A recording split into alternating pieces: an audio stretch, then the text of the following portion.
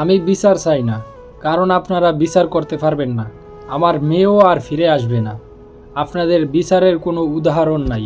এটা বড়জোর 15 দিন চলবে, আবার কোনো একটা ঘটনা ঘটবে, এরপর ধামাচাপা পড়ে যাবে। এই কথাটা বলছে নিহত রামিসার বাবা। একটা মানুষ এ দেশের বিচার অবস্থা কতটা ভয়াবহ হইলে, কতটা খারাপ হইলে বাবা এই কথা বলতে পারে। তার মেয়ে মারা গেছে আর বাপ এই কথা বলতেছে। আপনারা নিশ্চয়ই সেই মাগুরার আসিয়ার কথা ভুলে যান নাই। নিশ্চয়ই মনে আছে 2025 সালের মার্চ মাসে আসিয়া মারা গেছে। 2026 সালের মে মাস চলতেছে, কিন্তু এখনও এটার কোনো বিচার হয় নাই।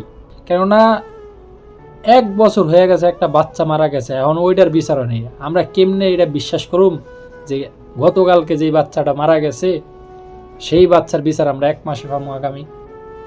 জীবনেও সম্ভব না।